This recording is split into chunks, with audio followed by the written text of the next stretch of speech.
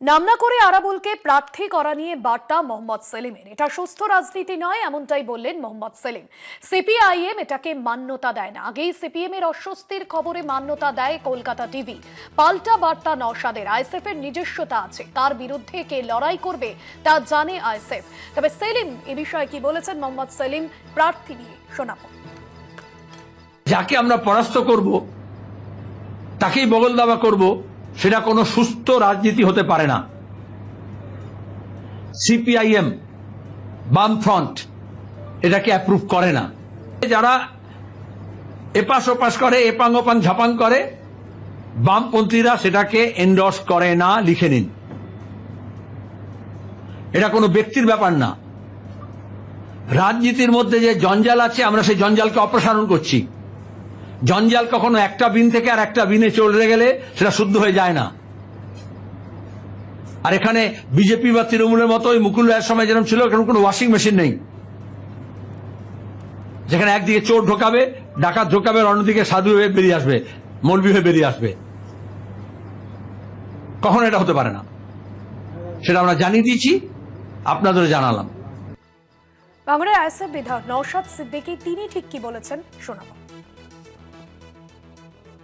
আইএসএফের পার্টির পলিসি নিয়ে অন্য কোনো দল ঠিক করে দিতে পারে। আইএসএফ কারো রেজির ভিত্তিতে চলে না। আইএসএফ নিজস্বতা আছে। কাকে দিয়ে কার বিরুদ্ধে লড়াই করতে হবে, কোথায়, আইএসএফ যথেষ্ট সেটা জানে। আরাবুল ইসলামকে নিয়ে মোহাম্মদ সেলিম তিনি ঠিক কি বলেছিলেন সাংবাদিক বৈঠকে আপনাদের শোনালাম। এই বিষয়ে সরাসরি যাব, বিস্তারিত জানবো। আমাদের সঙ্গে রয়েছেন প্রতিনিধি ঋষিকেশ বন্দ্যোপাধ্যায় নিউজ রুম থেকে। ঋষিদা, আরাবুলকে নিয়ে মোহাম্মদ সেলিমের এই কড়া অবস্থান এবং সাংবাদিক বৈঠক করে যে বার্তা দিয়েছেন তিনি, সেটা ভাঙড়ের ভোট সমীকরণে কতটা প্রভাব পড়বে, বা এই যে বাম এবং আইএসএফ এর জোটের যে ভবিষ্যৎ, সেই ভবিষ্যৎই বা নির্ভর করছে কতটা?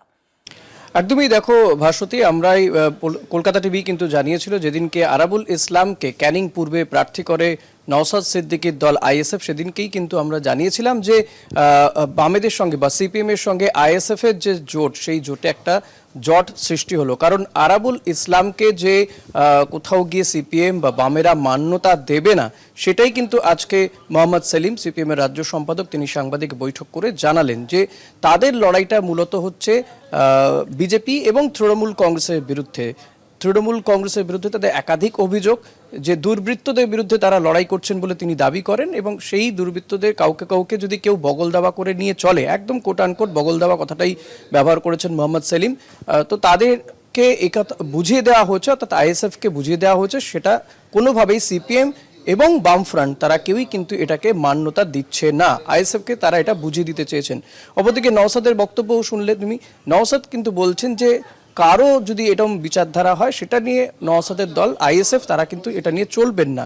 ক্যানিং পূর্বের যাকে প্রার্থী করা হয়েছে আরাবুল ইসলামের বিরুদ্ধেই অভিযোগ ছিল যে আইএসএফ এ পঞ্চায়েত নির্বাচনে আইএসএফ এর কর্মীকে খুন করার অভিযোগ ছিল আরাবুলের বিরুদ্ধে। তো এহানো নেতাকে নিয়ে এসে, তৃণমূল কংগ্রেস থেকে নিয়ে এসে আইএসএফ এ জয়েন করানো এবং তাকে প্রার্থী করে দেওয়া, সেটাকে বামেরা যে কোনোভাবে কোনো কারণেই হোক তারা যে ভালোভাবে দেখছে না, সেটা কিন্তু মোহাম্মদ সেলিম জানিয়ে দিলেন। এটাই আমরা বলেছিলাম। এবং আমরা দেখেছি যে আইএসএফ তারা নন্দীগ্রাম সহ নন্দীগ্রাম, পাঁশকুড়া, এমন বেশ কিছু জায়গাতেই যেটা সিপিএম এর আসন বা তাদের ভাগের আসন, সেই সমস্ত আসনে আইএসএফ, ইন্ডিয়ান সেকুলার ফ্রন্ট তারা প্রার্থী ঘোষণা করে দিয়েছে। ফলত এই আইএসএফ এর সঙ্গে যে জোট নিয়ে যে একটা জটিলতা ছিল সেটা আরও বাড়লো, এবং মোহাম্মদ সেলিমের এই বক্তব্যের পরে আইএসএফ এর সঙ্গে তাদের জোট যে আরও জটিলতায় পূর্ণ হলো সেটা বলা যেতে পারে, এবং সেটা নওশাদ সিদ্দিকীর বক্তব্য থেকেও সেটা পরিষ্কার। এখন দেখা যাক যে আলটিমেটলি তারা দুপক্ষ বসে কোনোভাবে কথা বলে মিটিয়ে নেয়, নাকি নওশাদের দল তারা বামেদের থেকে বা সিপিএম এর থেকে তারা ছিন্ন হয়ে আলাদা লড়াই করে, সেটার দিকে নজর রাখতে হবে।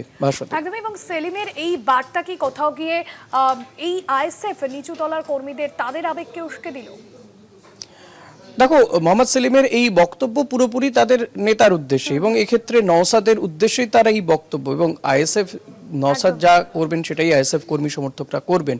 ফলত নওশাদ তিনি পরিষ্কার করেই দিয়েছেন যে তারা সেলিম কেন, সিপিএম বা অন্য কোনো রাজনৈতিক দলের মতামত বা তাদের যে আদর্শ সেটাকে নিয়ে তারা চলছেন না, তাদের নিজস্ব যে আদর্শ আছে সেটা নিয়ে তারা চলছেন। ফলত আরাবুল ইসলামকে যে তারা প্রার্থী করেছেন আর সেখান থেকে যে তারা সরে আসবেন না, সেটা কিন্তু নওশাদের এই বক্তব্য থেকে পরিষ্কার।